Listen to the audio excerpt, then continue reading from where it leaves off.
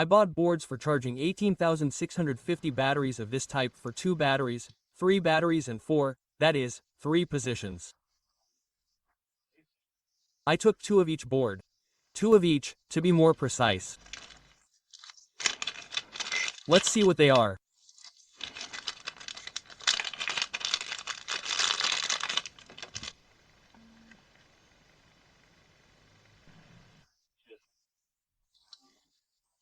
What's interesting about these boards is that they operate from 4 volts to 6 at the input, and at the output you can charge up to 4 batteries, that is, 8, 12, 16 via step-up converter and charger are built in here.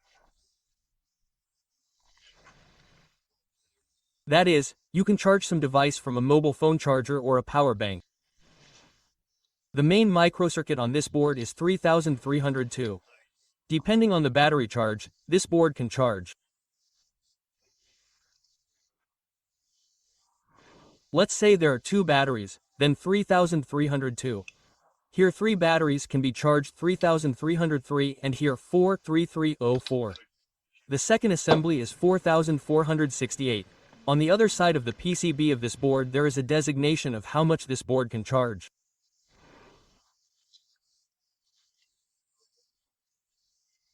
There are 2 batteries, 3 and 4. And the input current. This is 4A, this is not the output current, but the input. That is, the more current you supply to the input, the more will be at the output. Well, this is just a theory, because the microcircuit will overheat. Although, as we can see, there seem to be a lot of metallized tracks here, but still not enough for cooling. We need some other radiator here. With the help of these 2 resistors, you can change the resistance. And the input current will also change from 1 ampere to 4. Well, it is clear that usually a power bond or a mobile phone charger there are 2A that is, 4 you just need some kind of powerful power supply.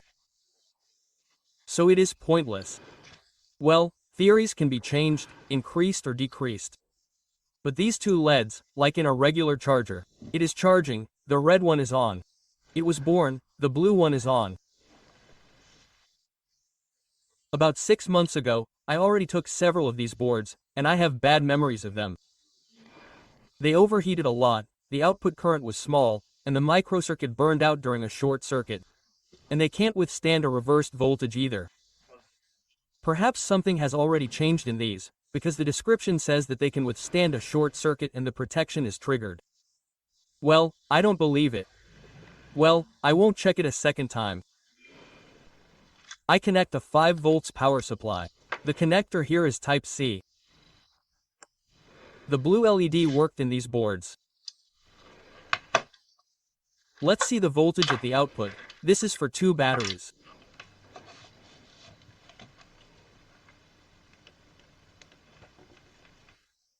And at the output we have 9. With something. Well, maybe when the batteries are connected, there is a sag. Now I connect the board to 3 batteries. The output is 13 with something. And the last board to 4 batteries. So, the type C socket comes off. 17.8 somewhere.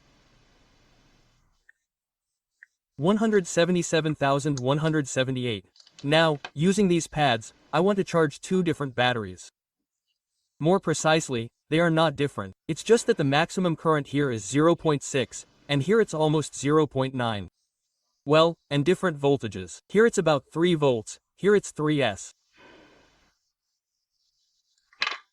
And I want to see how this board for 2 batteries, whether it can charge them, turn them off completely, when they are charged and what the maximum currents will be on the power supply and on the output, more precisely at the input and at the output.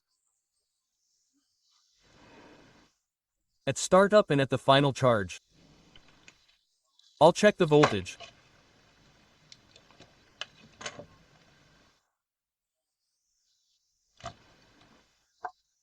Here it's 3.0 V. This one has 4 and 2, which is a bit too much.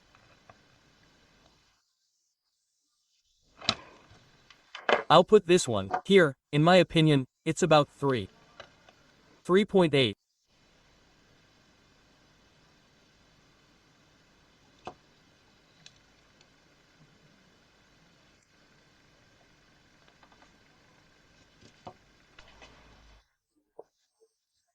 I'll solder a wire to the minus so that I can connect the ammeter to the gap and see the output current. Well, I'll solder the plus directly.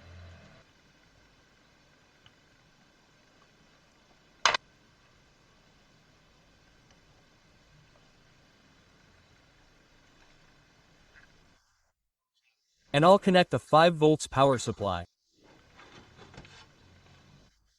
Let's see how it all works.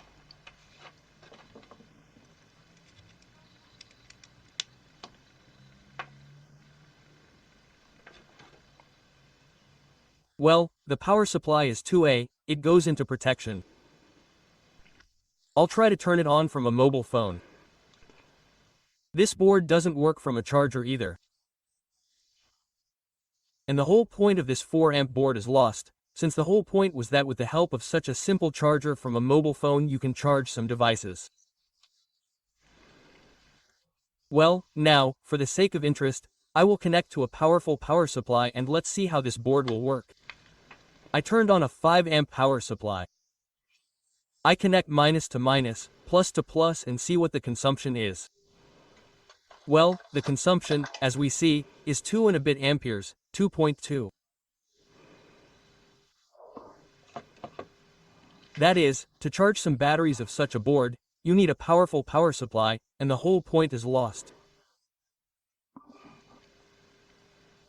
Well, the microcircuit does not heat up yet, but it is already starting to heat up. 2 amps at the input. Now we will see at the output. Here I specially made a wire. I put an ammeter, or rather a 10A multimeter and a break. We see what charging current goes. The charging current is about an ampere. 0.94. That is, about 2A at the input, less than 1 at the output. About 20 minutes have passed. As we can see, the charging current drops as the battery charges. The voltage has also dropped. The board and microsockets have heated up to the limit. The temperature is hellish, it is impossible to hold it up. That is, in order for all this to work more or less stably, we need to glue some more radiators here. Well, anyway, I think that it will not work normally, it will eventually overheat. And the point of such powerful 4A chargers is lost. There is 1 at the output, 4 at the input. That is, you need a powerful 5 to 10A power supply and glue some radiators, and then, perhaps, it will still work, charge. Although all the point of these high-power chargers was to charge 2 tons of batteries with the help of such a simple 2A mobile phone charger.